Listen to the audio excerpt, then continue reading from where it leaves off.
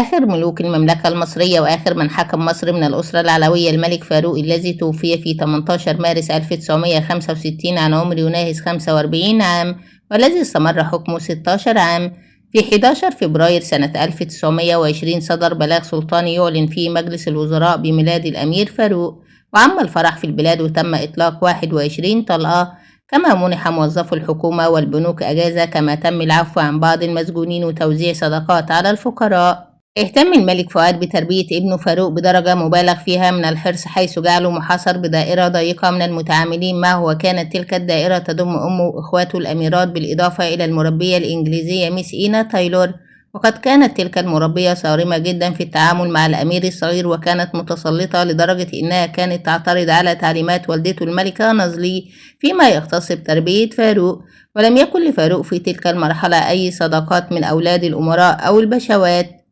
وقد كان هذا خطأ جسيما، إذ أنه كان من المهم في تلك الفترة أن يكون له أصدقاء في مثل سنه يتعاملون ويلعبون معهم، مما أعطى الفرصة لبعض المقيمين في القصر للتقرب من الولد ذلك الأمير الصغير، وكانوا لا يرفضون له طلبا، بالإضافة إلى أنهم كانوا يفسدون ما تقوم به المربية الإنجليزية من تعليمات وتوجيهات تتعلق بالأمير الصغير. وكان الملك فؤاد الأول ينتهز أي فرصة ليقدم الأمير الصغير إلى الشعب الذي سيكون ملكا عليه بعد ذلك. وقد اصطحبه معه في عدة مناسبات، كان أولها في حفل المرشدات في النادي الأهلي، وذلك في 7 إبريل سنة 1932، وكان عمر فاروق وقتها 12 عام. وقد نصب الأمير فاروق بعد ذلك في 26 إبريل سنة 1933 كشافا أعظم.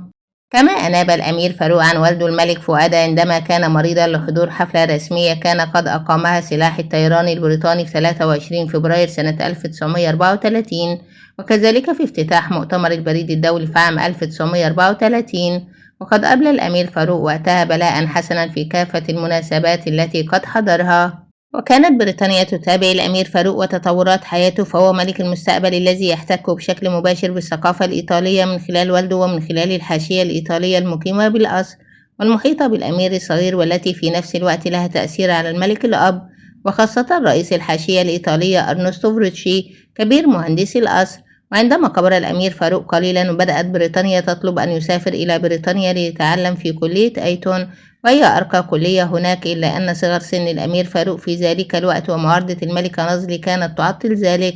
فاستعيد عن ذلك بمدرسين إنجليز ومصريين. وقد كانت بريطانيا تهدف من وراء ذلك إبعاد الأمير الصغير عن الثقافة الإيطالية التي كانت محيطة به بشكل دائم.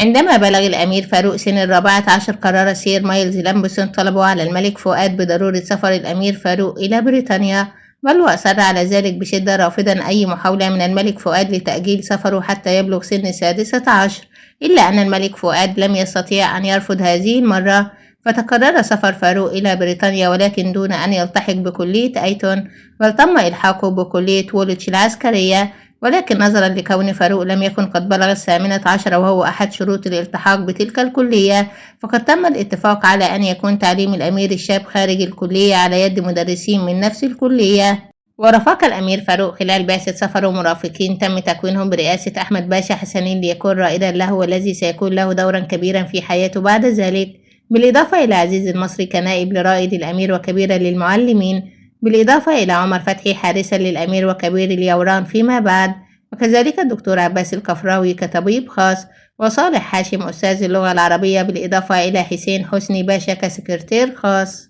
وقد كان وجود أحمد باشا حسنين كمرافق للأمير في رحلته عاملا مساعدا للأمير على الانطلاق، فقد شجعه على الذهاب إلى المسارح والسينما ومصاحبة النساء، وكذلك لعب القمار، بينما كان عزيز المصري دائم الاعتراض على كل تلك التصرفات، وكان يحاول بكافة الطرق أن يجعل من فاروق رجلا عسكريا ناجحا ومؤهلا حتى يكون ملكا قادرا على ممارسة دوره القادم كملك لمصر. وكان فاروق بالطبع بحكم ظروف نشأته القاسية والصارمة كان يميل إلى أحمد باشا حسنين، ويرفض ويتمرد على تعليمات وأوامر عزيز المصري. في تلك الفترة وأثناء وجود الأمير فاروق في بريطانيا للدراسة، كان المرض قد اشتد على الملك فؤاد، وقد أصبح على فراش الموت، وقد بدأت القوى السياسية تستشعر حالة الملك المريض وبدأت تستعد لما بعد ذلك. وبالطبع كانت بريطانيا من أكثر القوى السياسية قلقا على الوضع، فاقترحت تشكيل مجلس وصاية مكون من 3 أعضاء، هم الأمير محمد علي توفيق وهو ابن عم الأمير فاروق، وقد كان ذو ميول إنجليزية، وكان يرى دائما أنه أحق بعرش مصر. والثاني هو توفيق نسيم باشا رئيس الوزراء الأسبق وهو من رجال الأسر. والثالث هو الإمام الأكبر الشيخ المراغي. وعندما علم الأمير فاروق بشدة مرض والده الملك فؤاد ورغبته في أن يرى ابنه فطلب العودة إلى مصر رؤية والده، ووافقت بريطانيا بعد التردد على عودة فاروق إلى مصر في زيارة ليعود بعدها لاستكمال دراسته. إلا أنه وقبل أن يسافر فاروق إلى مصر رؤية والده كان والده الملك فؤاد الأول قد لقي ربه، وذلك في 28 إبريل سنة 1936. وبوفاة الملك فؤاد انطوت صفحة هامة في تاريخ مصر الحديث لتبدأ بعدها صفحة جديدة من صفحات تاريخ أسرة محمد علي باشا مؤسس الأسرة العلوية.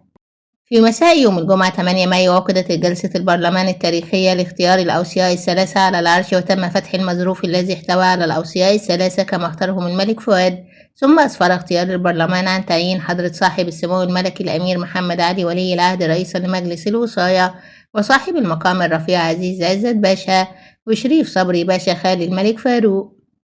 وقد استقبل الشعب المصري كله الملك الشاب استقبالا رائعا نابعا من قلوب المصريين الذين أحبوا الملك الشاب، وكانت القلوب كلها تعطف عليه لحداثة سنه ولوفاة أبيه وهو بعيد عنه وهو في بلاد الغربة، واستبشروا بقدومه خيرا بعد عهد أبيه الذي كان ينظر إليه على أنه ملك مستبد وموالي للإنجليز، بالإضافة إلى كون فاروق هو أول ملك مصري يتولى الحكم منذ عهد الفراعنة. عاد فاروق ملكا على مصر وهو لا يزال شابا صغيرا مقبلا على الدنيا بكل مباهجها سعيدا بما آتاه الله من ملك وجاه. تزوج الملك فاروق بالملكة فريدة في 20 يناير سنة 1938، وذلك بعد قصة حب جمعت بينهم، وخاصة بعد رحلة أوروبا في سنة 1937، حيث كانت تلك الرحلة سببا في تعميق العلاقة بين الملك الشاب وبين ملكة المستقبل. وقد كان ثمرة ذلك الزواج هو 3 بنات هن الأميرات فريال وفوزية وفادية، إلا أن الملكة فريدة لم تنجب أبناء ذكور، وقد كان هذا مبعث خلاف بينها وبين الملك الشاب الذي كان يحلم بولد ذكر يكون وريثا للعرش من بعده.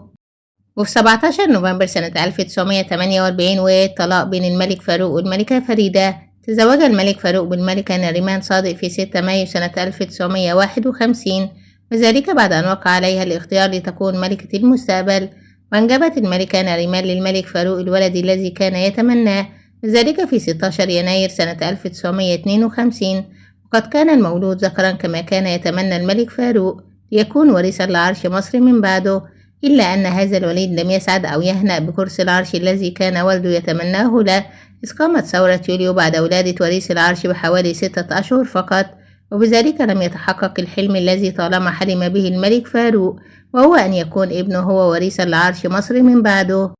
استمر حكم فاروق مدة 16 سنة إلى أن أرغمته ثورة 23 يوليو 1952 على التنازل عن العرش لابنه الطفل أحمد فؤاد، والذي كان عمره حينها 6 أشهر. في تمام الساعة 6:20 مساء يوم 26 يوليو 1952 غادر الملك فاروق مصر على ظهر اليخت الملكي المحروسة، وهو نفس اليخت الذي غادر به جده الخديوي إسماعيل عند عزله عن الحكم. وأدى الضباط التحية العسكرية، وأطلقت المدفعية 21 طلقة لتحية الملك فاروق عند وداعه، وكان في وداعه اللواء محمد نجيب وأعضاء حركة الضباط الأحرار، والذين كانوا قد قرروا الاكتفاء بعزله ونفيه من مصر، بينما أراد بعضهم محاكمته إعدامه كما فعلت ثورات أخرى مع ملوكها. وبعد تنازله عن العرش ورحيله عن مصر مصطحبا معه بناته ال3 من الملكة فريدة وزوجته الملكة نريمان والأمير الصغير أحمد فؤاد، أقام فاروق في منفى بروما عاصمة إيطاليا، وعاش حياته في المنفى كملك مخلوع عن عرشه، حياة بها الكثير من الآلام والصعاب، ألم فراقه لمصر التي أحبها واختار أن يفارقها راضيا ودون أن يسمح بإراقة دماء أي مواطن مصري من أجل الحفاظ على العرش، بالإضافة إلى الصعاب التي قابلها في منفاه حيث لا حياة هادئة ولا استقرار، إذ أنه وبعد وصوله إلى منفاه ب3 أشهر تقريبا دبت الخلافات بينه وبين زوجته الملكة السابقة نريمان، وزادت بينهم المشاكل والخلافات، حتى عادت الملكة السابقة إلى مصر برفقة والدتها أصيلة هانم، تاركة معه الأمير الصغير أحمد فؤاد، ثم ما لبثت أن طلبت الطلاق بعد وصولها إلى مصر، حتى حصلت عليه في عام 1954.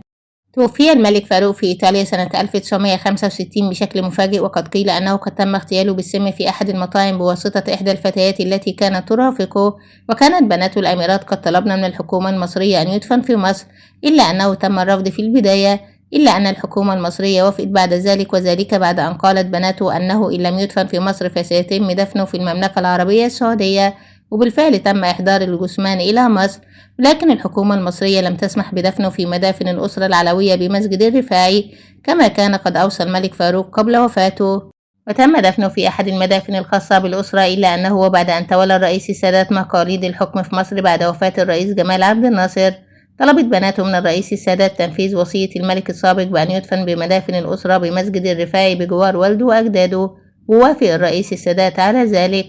وبالفعل تم نقل جثمان الملك فاروق من مدفنه إلى مدفنه الحالي بمسجد الرفاعي.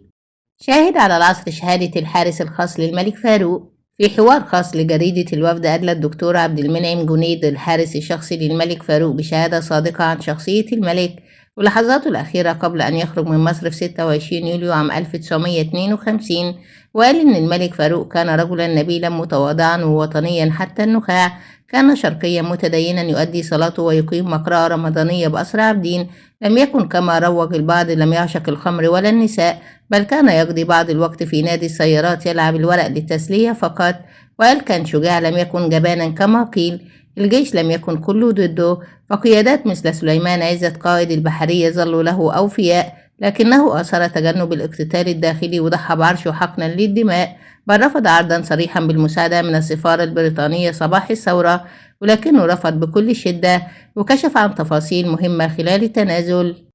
في 26 يوليو حضر المستشار سليمان حافظ معه وثيقة التنازل، قيل إن الملك كانت يده ترتعش عند التوقيع، لكن الحقيقة إن الطاولة كانت منخفضة، وبعد أن وقع طلب توقيعا آخر على طاولة مرتفعة ليؤكد شرعية توقيعه، لم يتنازل خوفا بل حفاظا على وحدة مصر. وعلى لحظة الرحيل من قصر المنتزه إلى يخت المحروسة كان الملك دقيقا في مواعيده، جهزنا 27 حقيبة بها ملابس صيفية فقط، فقد تركوا الشتوية في القاهرة. صعد الجميع إلى اللانش في الموعد المحدد تماما، وقال فاروق لابد أن أحافظ على كلمتي وموعد المغادرة، وقال في عرض البحر لحق بنا محمد نجيب وعدد من الضباط لتحية الملك، فقال لهم أرجو لكم التوفيق في مهمتكم الصعبة، فردوا التحية ورحلوا، وبعدها أطلقت المدفعية البحرية التحية الملكية من خلفنا، وعند دخول المياه الإيطالية حي الأسطول السادس الأمريكي يخت المحروسة، وعلى متنه تحدثت معي الأميرة فريال وسألتها بلطف عن أحوالهم متمنيا لهم العودة مرة أخرى، فقالت بأسه هو في ملك خرج وتنازل عن العرش ورجع تاني.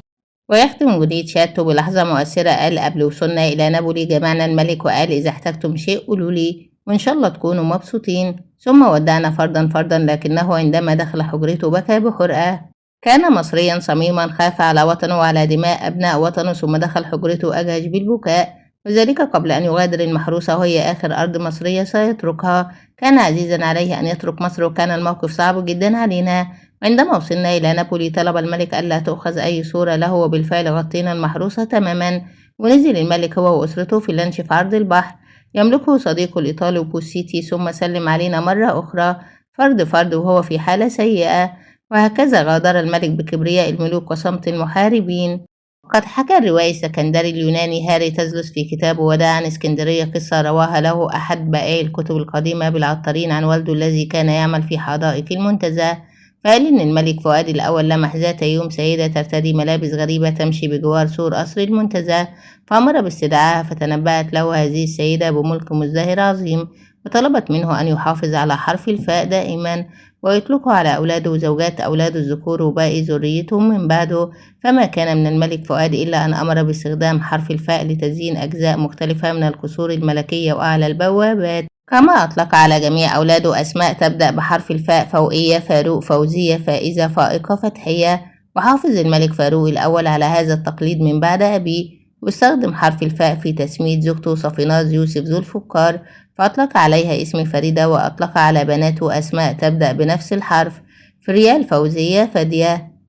الجدير بالذكر أن تلك العرافة قد نصحت الملك فؤاد الأول باختيار هذا الحرف كي يضمن لنسله النجاح في الحياة وجلب الحظ لهم. واستكمالا لنصيحته حذرت العرافة فؤاد الأول من حرف الألف في أسماء ذريته كي يضمن بقاء حكمه وحكم ولي عهده. لم يتبع فاروق ذلك التقليد عندما تزوج نريمان، وعلى الرغم من أنه أنجب منها ولي عهده الأمير أحمد فؤاد، إلا أن النهاية كانت سريعة. ينتهي حكم الملك فاروق بعد إقصائه عن العرش إبان حركة يوليو 1952، ليغادر بعدها فاروق المملكة المصرية إلى المنفى إلى إيطاليا مع ابن الملك أحمد فؤاد الثاني، وبعد ذلك يتم إعلان الجمهورية لينتهي حكم أسرة محمد علي بعد ما يقارب من 150 عام من حكمهم لمصر. ولا يسعنا إلا أن نقول كذب المنجمون ولو صدقوا. رحم الله الملك فاروق، وإلى اللقاء. لا تنسوا الاشتراك والشير والإعجاب.